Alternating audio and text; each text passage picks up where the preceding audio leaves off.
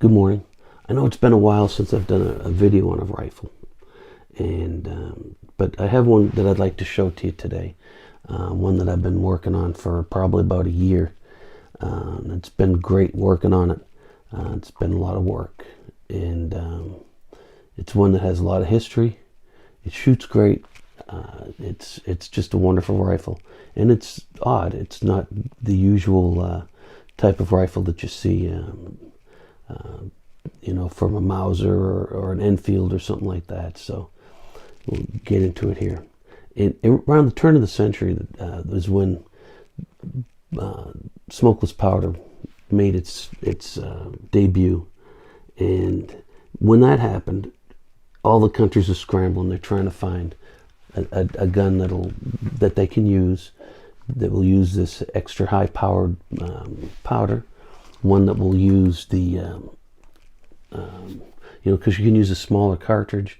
It's got a lot more power to it. They'll go further. They're more accurate. So everybody was looking for one. So were we.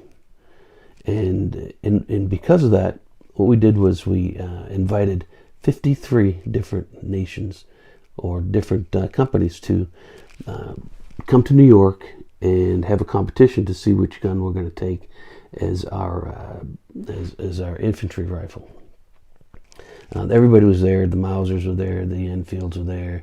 The Krag Jurgensens were there, and so many more. Like I said, there was 53 different models, and they were there for 2 years, and they came up with the one gun that they decided that they would like, and it was the Krag Jurgensen.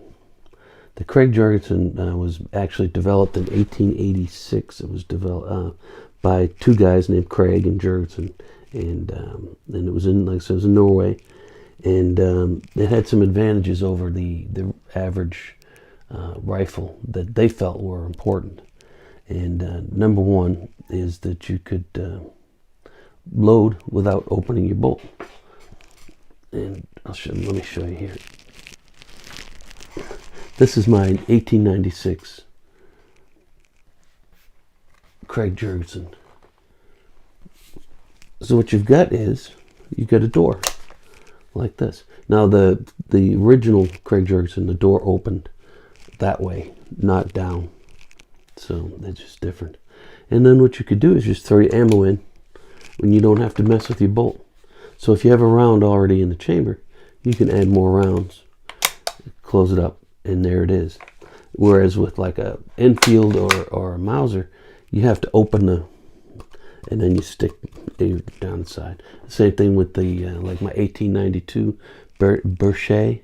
It's similar. You have to open the bolt so that you can stick the cartridge inside. Carcanos, they're all the same. So this was unique, and that was a selling point for them. And the Norwegian military had already taken this rifle on as their own. Originally it was an 8x55, and then it later on, when they did some more development, they decided that the perfect cartridge for it was a 6.5 by 55, so it's smaller. Heck of a lot smaller than the old single shot black powder guns that they had. For instance, we had the 4570, the trapdoor. If you've ever seen one, you open the trapdoor, you put your round in, close it, lock it, and shoot it. And that takes some time to do that. And it's a pretty large round. And if you want to cart them around to go to the battlefield, well, you can carry a lot less of them because they are so heavy. So and because they're so big. So anyway, that's what we decided we were going to take, was the Krag Jurgensen, which caused a lot of problems. Because some of the domestic gun manufacturers were upset that we took the patent for a gun that from a foreign country, but as it turned out, we got it anyway. So the U.S. took this because, number one, I forget how many rounds they fired through it, 5,000 rounds before they had to clean it, which was impressive. They also did because the ease of loading, so that way they were rimmed cartridges, so if you have your Enfield, you have to stack them like that. So this one goes first, because if you stack them the other way, this one tries to go and it's going to jam up. But with the Krag, you just throw them in and you don't have to worry about it. Some of the other stuff, which is kind of puzzling when you think about it, is they like the fact that it took a while to load it. The ordnance people like that because they use less ammunition. If it took longer to load it, then they would use less ammunition. In San Juan, during the Spanish-American War, that turned out to be a bad thing. They were using 93 Mausers with stripper clips. They were just loading them and shooting it down at them. It said that they had 760 Cubans, or for the Spanish troops. They held off over 6,600 U.S. troops, and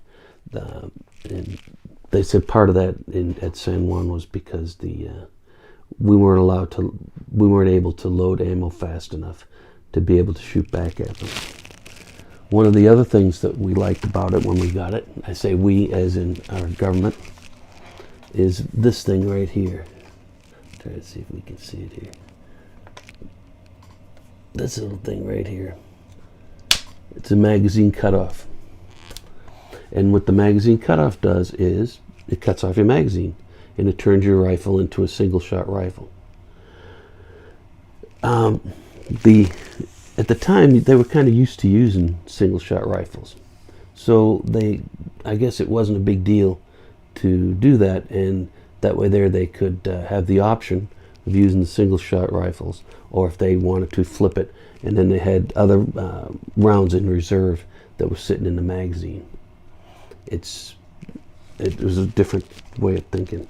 I mean, we have semi-automatic or automatic weapons putting as much lead down range as we can, and these guys were worried about that. And you know, I forget, they said how much a box of ammunition of the 30-40, how heavy it was for them to carry it around. So I guess there was something to it. We used the 30-40 round. This is a dummy. Obviously, it's got, you can see there's the holes. It's got holes in it. And this is the 30-40, and it's very similar to the 30-30. I mean 30. Sorry, Parkinson's. The 303. The difference is that the shoulder is a little lower on the 30-40. So what is acceptable to do is to take your 303, run it through the 30-40 sizer, and it'll push that shoulder down, and when it pushes it down, it'll fit inside the round. The only trade-off is that the neck is a little bit shorter, and apparently it doesn't really affect accuracy very much. And I'm not one for going down and looking for small groupings anyway, especially not with these guns. If you saw the inside of their barrels, you'd know that I really wasn't that concerned about it. So there's our 30-40. I'll show you how we load the 30-40 here shortly. Told you it's a heavy gun, weighs 9 pounds, well, almost 10 pounds. But then again, so did the M1. So because of its long barrel and stuff, it really, I mean, it's a balanced weapon. I mean, it really shoots well. And I think that because of the like a lot of the heavier rifles, even the M1, you don't get as much kick as you would if certainly if you're using a carbine, or some of the lighter guns you get more kick. This kind of blocks it. I think I've gone over enough of the history now. Let's do the weapon itself. So, okay, so here we go. It's got the metal butt plate. The metal butt plate has a door in it. Inside, I've got my oiler and my cleaning rods. They sit inside there, and for it's an older way of, I mean, that's a way of doing it. It doesn't have for guns of its age, like even the commission rifle. It has the cleaning rods up here. This puts the cleaning rods in the butt. So I don't know. So anyway, it's got nice. It's got your rear swivel. Now this stock, I learned a lesson with the stock, and the lesson is when you get a semi-inletted stock, be prepared to do some work. Semi-inletted means they put the hole for the receiver to go in, and they have a hole for the trigger to come out, but that's about it. This one I had to make my own handguard. I had to. This was all pretty much one thickness, so I had to get it down so that I could fit the bands on, so it would work.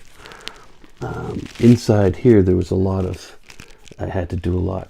There's some good videos online, not my video that I did on inletting, but there's good videos online and on how to inlet, and it just takes an awful long time, because once you take the wood off, it's gone. You can't put it back on again, so you have to go about it very slowly, using chisels and awls and sandpaper, and I finally got it down to where it needed to be. And and a little bit of acroglass in some places where I did take off a little bit too much wood, but it turned out pretty good. Okay, it's got your front band. You've got your, the rear band. This is your front band, and it has the stacking swivel on it. And now this is one of the fun parts here. I don't know if I can get it or not, but you have your front sight base, and then what goes inside it is this thin little fin that's a blade that you put inside, and it's held in place by a pin. So it makes it really, really close when you're holding it down, and it's a real thin front sight. You've got your ladder sight, and it goes down to 1,800 feet. No, 1,800 yards. I'm sorry, 1,800 yards. And yeah, don't. Now on the front sight, on the front handguard, you can see it's got clips on it underneath that hold it on, and the clips are held together with like these rivets that go inside and hold it on there. I couldn't find the rivets, so I made my own rivets. And one of the things that you have to be very careful of, I made with some nails, I made some rivets, is that you don't have them flush up against the top of the handguard, because anybody that shoots rifles more than 4 or 5 at a time, rounds at a time, realize that this barrel gets really, really hot. You have your metal clips with metal rivets, and what happens is that heat comes through and it'll burn your hands, so you have to be careful of that. Now here we go. Here's the receiver. Like I said, we've got, for the US, we got the little door that opens up. Now there's nothing fancy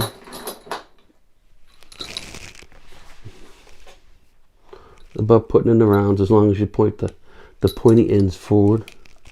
So what you do is just, oops, you hold it level, and you just throw them in. Oops, let me see, I got my arm in the way.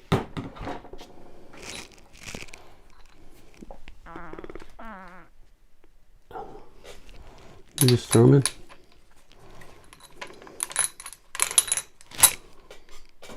One more. And you just close the door on them. They say, now how does that get from there to inside here? What you've got is, on this side, See this curve?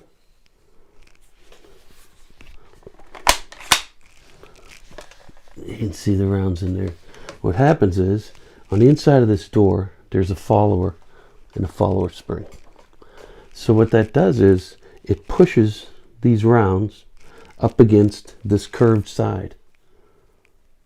So when it pushes up against the curved side, it pushes the rounds around and up.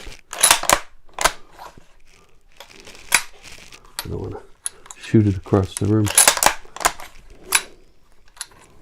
I'm doing that just because I don't want to shoot them across the room.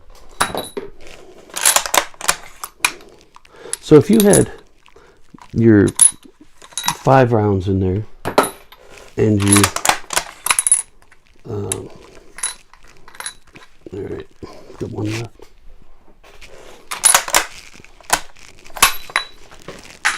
That's what I didn't want to do, but that's all right. So this is your follower right here. When you open the door, it pulls, the spring pulls the follower. Let's see if my flashlight will work on that. Oop. As always, everything's prepared very well for all of my little videos. No, I guess that's not going to work. I was hoping that it would work. It's not going to work. Okay, but anyway, so trust me, there's a little spring right here. That's the follower and the spring right there. So when you close the door, it pushes all the rounds up against this wall. And that's how it works. Because I was amazed at how does that round get from that little door over up into the where it can be used? The bolt itself is a lot like a Mauser bolt, where it's got the Mauser safety on it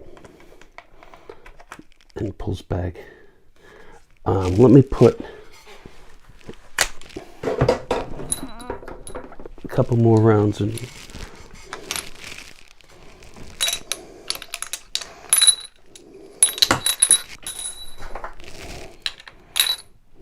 Okay, now what I'm going to do is I'm going to put put a round in the chamber, and then I'm going to hit the magazine. And we talked about the magazine block right there. So we get that one, and then nothing. So, like I said, you've basically turned this into a single shot gun. So then you go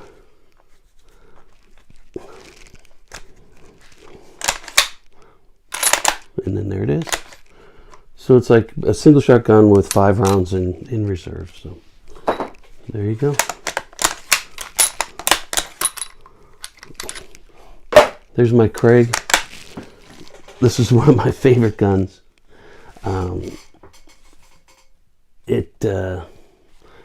Because it's an unusual gun. I took it out shooting. Didn't have a target, but I did it about 100 yards or so. I had a rock that was about the size of a basketball, and I just shot the shit out of it. It was every time, every round off that rock. So even though it sat in somebody's warehouse or whatever for that long, and it's that old of a gun, it still shoots great.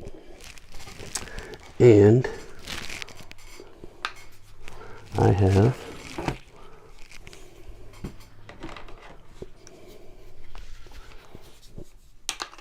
one of the few guns. Although I started collecting bayonets.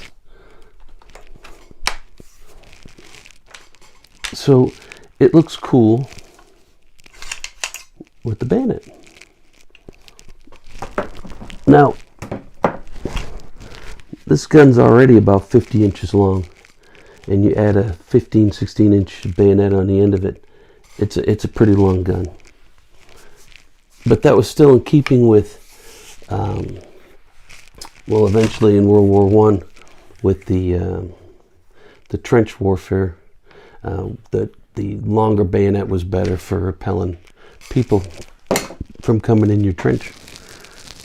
Enfield had a big, I mean, their bayonet was humongous, and some of the other guns had a longer. Whereas like the M1 Garand, it's about 4 inches shorter or so.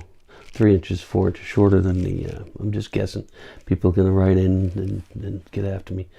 But 3 or 4 inches shorter, the M1, because it wasn't that, they realized that it wasn't really necessary. So even in World War One, I read that less than 1% of the injuries from combat injuries was caused by bayonets. It was artillery that caused most of the injuries. So somebody will write me about that too, which I want to talk about. If I say something that's not exactly correct or something that's not exactly accurate, let me know, will you please? But do it in a respectful manner. Don't just write bad information. How do I know what the bad information is? Or not exactly historically accurate. You know, go somewhere else and get your history. I'm not a historian. I'm a retired sailor. What I was doing before this was I was a massage therapist. I've been a goat farmer, but I've never been a gun historian. And if you can help me out and correct my errors, then we all benefit from that. You know, I don't want to put out bad information. I have my books. This is a good book. I don't know if it'll come up, but it's backwards. But anyway, it's a book about the American Krag rifle. It's got a lot of good stuff in it, and I try to buy a book on each rifle that I own, or type of rifle that I own, and I get the information, and I sometimes get it wrong. But if you're an expert on a certain type of weapon that I'm putting out, and you, like I said, you see something wrong, let me know, please. I'm not going to take offense if you do it in a way that is reasonable. Otherwise, you get the old delete button, because nobody needs that. Anyway, it's good to be back. I got one more rifle. Just about to finish it. It's my M1, and I'm not going to do the usual M1 type. You know, this is the M1 that is. We'll do that, but I want to go over what my M1 is like. What's going on with my M1, and I think that because there's a gajillion M1 rifle videos out there, and you all don't want to watch another one.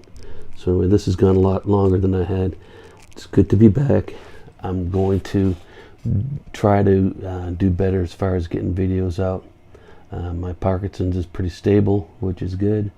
And anyway, thank you very much for watching. I appreciate it. And hopefully everybody's having a good holidays. Okay, thank you. Bye.